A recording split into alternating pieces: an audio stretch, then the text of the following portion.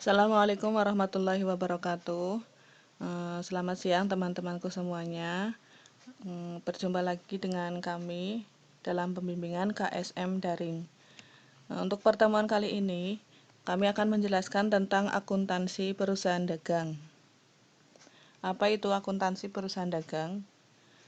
Perusahaan dagang sendiri adalah perusahaan yang kegiatannya adalah membeli dan menjual barang kembali tanpa melakukan perubahan terhadap barang tersebut. Kemudian, ciri-ciri dari perusahaan dagang sendiri adalah satu, menggunakan akun persediaan barang dagang. Yang kedua, kegiatannya membeli atau menjual barang dagang tanpa mengubah bentuk.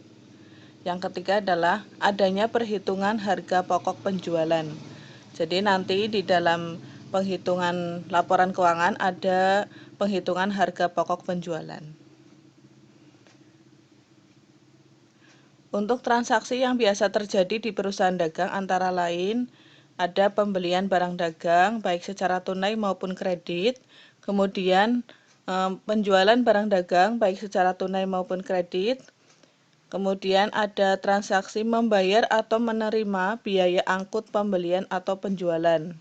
Jadi bisa kita membayar biaya angkut pembelian, bisa menerima biaya angkut penjualan.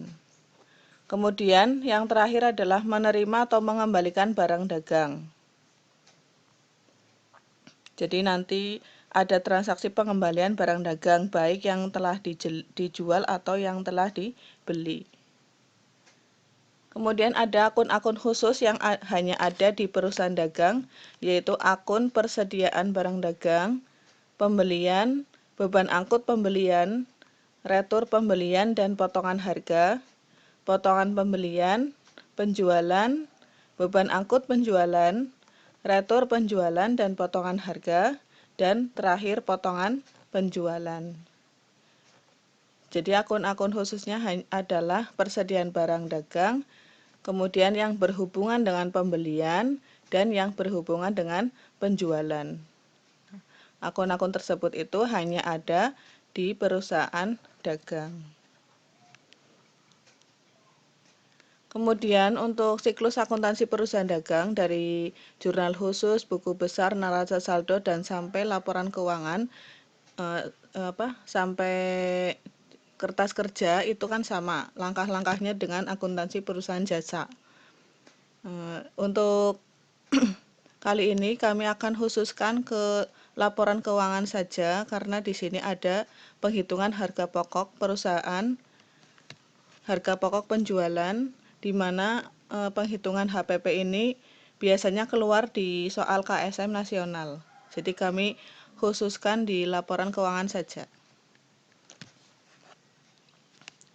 Untuk laporan keuangan perusahaan dagang, kami akan menjelaskan dari laporan laba rugi, di mana di laporan laba rugi ini nanti ada penghitungan harga pokok penjualan terlebih dahulu, sehingga kami akan menjelaskan HPP-nya terlebih dahulu. HPP itu adalah harga pokok penjualan, di mana nanti di dalam laba rugi akan mengurangi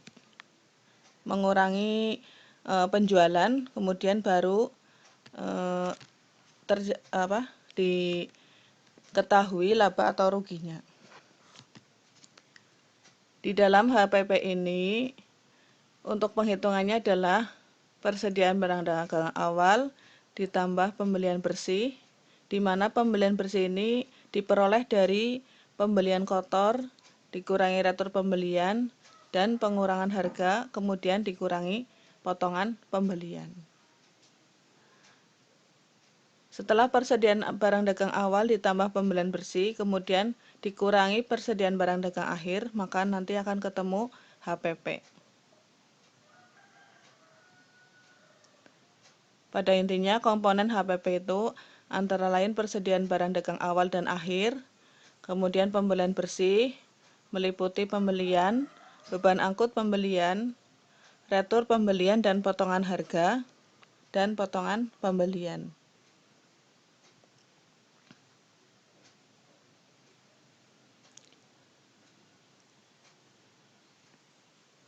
Untuk bagian penghitungan HPP, seperti ini ya. Jadi persediaan barang dagang awal ini ditaruh di atas ini, sebelah sini. Kemudian kita mencari pembelian bersih. Bagaimana mencari pembelian bersih? Yaitu pembelian berapa di sini, kemudian ditambahkan dengan beban angkut pembelian. Pembelian ditambahkan dengan beban angkut pembelian sama dengan pembelian kotor. Nah, setelah pembelian kotor ini, kita kurangi dengan retur pembelian dan potongan pembelian. Ya. Jadi, retur pembelian dan potongan pembeliannya ditambah, kemudian hasilnya untuk mengurangi pembelian kotor. Nah, baru ketemu pembelian bersih.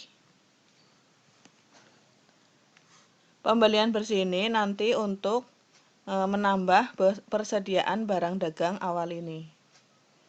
Nah, ini ditambah dengan ini, maka ketemu barang tersedia untuk dijual.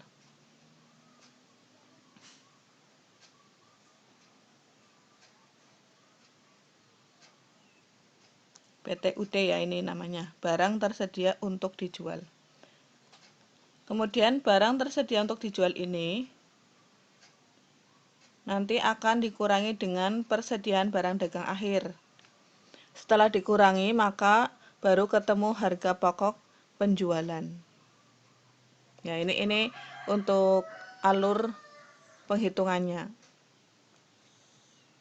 Nah, ini saya contohkan. Di sini ada neraca saldonya PD Jaya Merdeka Berdikari per 31 Desember 2004. Ya. Di sini ada persediaan barang dagang, kemudian penjualan, retur penjualan, potongan penjualan, pembelian, beban angkut pembelian, retur pembelian, dan potongan pembelian. Kemudian diketahui juga persediaan barang dagang akhir per 31 Desember ya,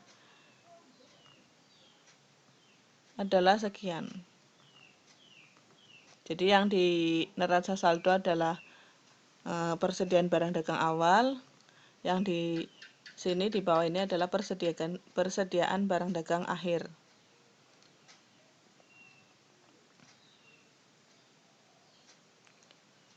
Untuk penghitungannya ya, tadi di awal kan sama saja ini. Kita lihat yang bagiannya saja.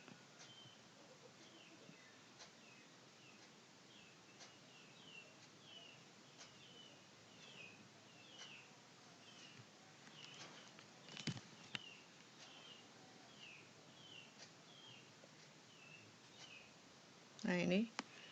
Kalau kita lihat soal yang tadi, kita buat penghitungan HPP-nya, yaitu seperti ini. Persediaan barang dagang awal yang di neraca saldo, kita taruh sini ya. Kemudian pembelian sebesar 7.850.000. Karena di soal ada beban angkut, maka beban angkut pembeliannya ditambahkan. Kalau tidak ada ya langsung pembelian kotor. Kemudian setelah dijumlah antara pembelian dan beban angkut pembelian, kita kurangi dengan retur pembelian dan potongan pembelian. Ya. Ini kita jumlah dulu dua ini, kemudian hasilnya untuk mengurangi pembelian kotor. Ketemu pembelian bersih. Nah, pembelian bersih ini kita tambahkan dengan persediaan barang dagang awal. Nah, ketemu barang tersedia untuk dijual sejumlah 14.270.000.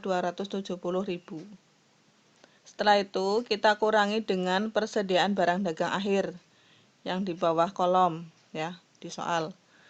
Kita kurangi, kemudian baru ketemu HPP, harga pokok penjualannya sekian. Nah, seperti itu untuk penghitungan harga pokok penjualan. Insya Allah bisa dipahami ya. Kemudian setelah penghitungan harga pokok penjualan,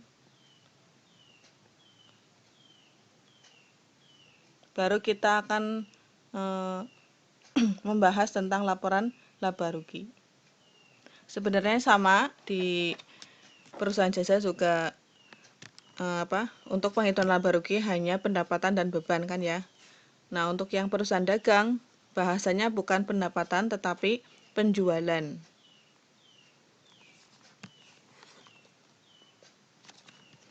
Karena kalau dagang kan kita mendapatkan penghasilannya dari penjualan. Komponen laba rugi di perusahaan dagang adalah penjualan, kemudian HPP. Ya, di HPP ini ada pembelian, beban usaha, kemudian pendapatan lain-lain. Nah, ini untuk bagian penghitungan laporan laba rugi di perusahaan dagang. Jadi ini contohnya punyanya PD Jaya Merdekan Berdikari. Di situ ada penjualan sebesar 9 juta sekian. Kemudian penjualan ini masih penjualan kotor. Ketika sudah dikurangi dengan retur penjualan dan potongan penjualan, maka baru dinamakan penjualan bersih. Ya. Jadi kalau di soal ada retur penjualan dan potongan penjualan, maka dijumlah dulu untuk mengurangi penjualan. Jika tidak ada, berarti penjualan yang ini langsung penjualan bersih. Kemudian dari penjualan bersih, kita hitung harga pokok penjualannya, seperti tadi yang sudah dijelaskan. HPP ini akan mengurangi penjualan bersih. Ya. Penjualan bersih dikurangi HPP, ketemu laba kotor. Ya. Laba kotor itu laba yang belum dikurangi beban. Nah, karena di soal ada beban, kita tulis bebannya apa saja, ya. Sesuai di soal, kemudian dijumlah. Nah, setelah laba kotor dikurangi jumlah beban, baru ketemu laba bersih atau rugi bersih. Ya, ini hanya angkanya itu hanya untuk contoh saja. Jadi nanti tergantung besarnya laba kotor. Kalau laba kotornya lebih besar dari beban, maka laba bersih. Nah, ini contohnya karena laba kotornya lebih kecil dari jumlah beban, maka rugi bersih. Jadi perbedaannya hanya di bahasanya saja. Kalau di perusahaan jasa itu pendapatan, kalau di perusahaan dagang adalah penjualan. Kemudian ada penghitungan HPP-nya juga kalau di perusahaan dagang. Nah, ketika ada pendapatan lain-lain selain penjualan, maka kita tambahkan di bawah sini.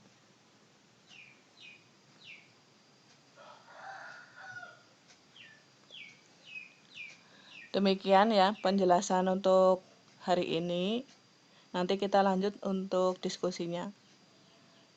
Mohon maaf atas segala kekurangan. Wassalamualaikum warahmatullahi wabarakatuh.